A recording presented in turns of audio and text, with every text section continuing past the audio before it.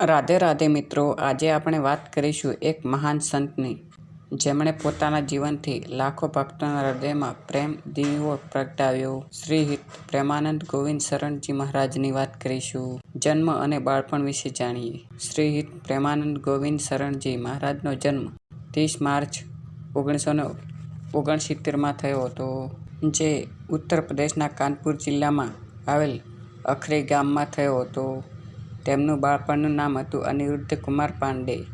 તેમના માતા પિતા ખૂબ જ ધાર્મિક અને ભક્તિભાવના ધરાવતા હતા. બાળપણથી જ અનિરુદ્ધના મનમાં ભગવાન કૃષ્ણ અને રાધારાણી માટે અદ્ભુત આકર્ષણ હતું. નાનપણમાં તેઓ મંદિરમાં જઈને ભજન સાંભળતા, કીર્તન કરતા અને ક્યારેય ચૂપચાપ તુલસીના છોડ પાસે બેસીને રાધાકૃષ્ણના નામ જપતા હતા. શાળામાં ભણતા જ તેમના ચહેરા પર દિવ્ય શાંતિ દેખાતી, જે સૌને આકર્ષતી. સંન્યાસી જીવનની શરૂઆત ક્યારથી થઈ તે જાણીએ. માત્ર 13 વર્ષની ઉંમરે તેમણે ઘર છોડી દીધું અને ભગવાનની શોધમાં નીકળી પડ્યા. તેમણે કોઈ સંપત્તિ, કોઈ વસ્તુ સાથે લીધી ન હતી. ફક્ત એક સંકલ્પ, મારે જીવન રાધારાણીની ભક્તિ માટે જ જીવવું છે. તેઓ ઉત્તર ભારતના વિવિધ આશ્રમો, ગુરુસ્થાનો અને તીર્થોમાં ફર્યા. હરિદ્વાર, મથુરા, કાશી, અયોધ્યા વગેરે. અંતે તેઓ પહોંચ્યા વૃંદાવન, જ્યાં તેમણે હિત ગૌરંગી શરણજી મહારાજના શરણાગતિ સ્વીકારી. તેમણે તેમને નિજ મંત્ર આપ્યો અને નામ રાખ્યું શ્રી હિત પ્રેમાનંદ ગોવિંદ શરણજી મહારાજ, જેને આપણે પ્રેમાનંદજી મહારાજ તરીકે ઓળખીએ છીએ. જેમનું બચપનનું નામ હતું અનિરુદ્ધ કુમાર પાંડે. ભક્તિનો આરંભ. રાધા વલ્લભ સંપ્રદાયમાં પ્રવેશ. વૃંદાવન પહોંચ્યા પછી પ્રેમાનંદજી રાધા વલ્લભ સંપ્રદાયનો સ્વીકાર કર્યો, જે રાધારાણીની અનન્ય ભક્તિ માટે પ્રસિદ્ધ છે. તેમણે વર્ષો સુધી એકાંતમાં ધ્યાન, જપ, સાધના કરી અને ધીમે ધીમે રાધારાણીની કૃપાથી તેમની વાણી દિવ્ય બની ગઈ. લોકો કહે છે કે જ્યારે પ્રેમાનંદજી ભજન કરતા હતા, ત્યારે આસપાસનું વાતાવરણ શાંત અને પવિત્ર થઈ જતું. પ્રવચનો અને ભક્તિ પ્રચાર. સમય સાથે પ્રેમાનંદજીના પ્રવચનો, કીર્તનો, સત્ય વાર્તાઓ આખા દેશમાં પ્રસિદ્ધ થયા.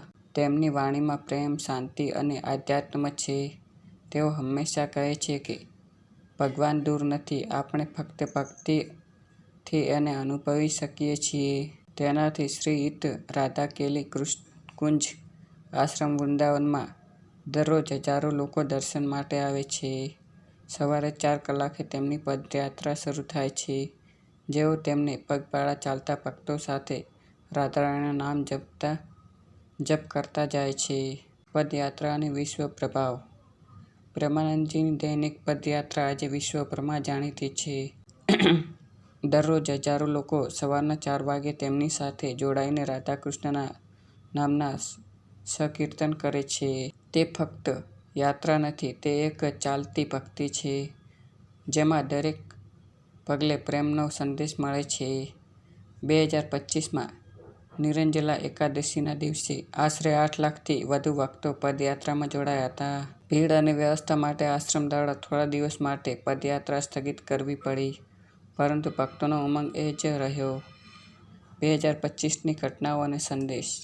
2025માં પ્રેમાનંદજી મહારાજના ઘણા આધ્યાત્મિક સંદેશો આપ્યા. મંત્રવાળા કપડાં ન પહેરો, કારણ કે પવિત્ર મંત્રો ફેશન માટે નહીં, ભક્તિ માટે છે. યુવાનો માટે સંદેશ. મોબાઈલથી ભક્તિ નહીં, મનથી ભક્તિ કરો. પ્રકૃતિ સંદેશ. વૃક્ષો રોપો, કારણ કે રાધાકૃષ્ણની કૃપા જ્યારે હરિયાળી છે ત્યાં રહે છે. સ્ત્રી અને પુરુષ સમાનતા પર વિચાર. ભક્તિમાં કોઈ ઊંચ નીચ નથી, દરેક આત્મા રાધાના પ્રેમનો અંશ છે. પ્રેમાનંદજીની વાણીના અનન્ય વિચારો. જો તું રાધારાણીના ચરણમાં હૃદય સમર્પિત કરે છે, તો ભગવાન પોતે તારા માટે ઉતરી આવશે. જીવનનો આનંદ ભૌતિક વસ્તુઓમાં નહીં, પણ ભક્તિમાં છે. પ્રેમ એ જ સાચી પૂજા છે. આજનો સમય 2025 સુધી. 2025 સુધી પ્રેમાનંદજી મહારાજના વૃંદાવનના હિત રાધા કેલી કુંજ આશ્રમમાં નિવાસ કરે છે. દરરોજ લાખો લોકો ઓનલાઈન અને ઓફલાઈન દર્શન, પ્રવચન અને ભજન સાંભળે છે. તેમના યુટ્યુબ ચેનલ અને સોશિયલ મીડિયા દ્વારા ભક્તિ અને સંદેશ દુનિયા સુધી પહોંચે છે. તેમની આશ્રમ સેવાઓ વિશે જાણીએ. ગૌ સેવા, અનાજ વિતરણ, વૃક્ષારોપણ, નિઃશુલ્ક પ્રસાદ વિતરણ, ભક્તો માટે ભજન કીર્તન કાર્યક્રમ. આ બધું પ્રેમ અને શાંતિના સંદેશ સાથે ચાલે છે. સંદેશ. અંતિમ શબ્દ. પ્રેમથી ચાલો, પ્રેમથી બોલો અને પ્રેમથી જ જીવો એ જ રાધા રાણીની સાચી ભક્તિ છે.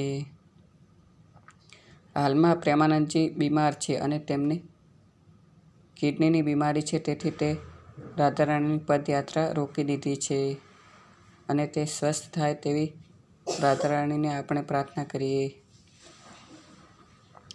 શ્રી પ્રેમાનંદજીનું આખું જીવન એક જ પદયાત્રામાં છે, જ્યાં લાલસા નથી, ફક્ત લાલા કૃષ્ણ માટે અખંડ પ્રેમ છે. તો વિડીયો કેવો લાગ્યો કોમેન્ટ કરી જણાવજો અને કોમેન્ટમાં પ્રેમાનંદજી મહારાજ લખવાનું ભૂલતા નથી. અને વિડીયોને લાઇક શેર કરજો અને ચેનલમાં નવા હોય તો ચેનલને સબસ્ક્રાઈબ કરજો. Thank you for watching video.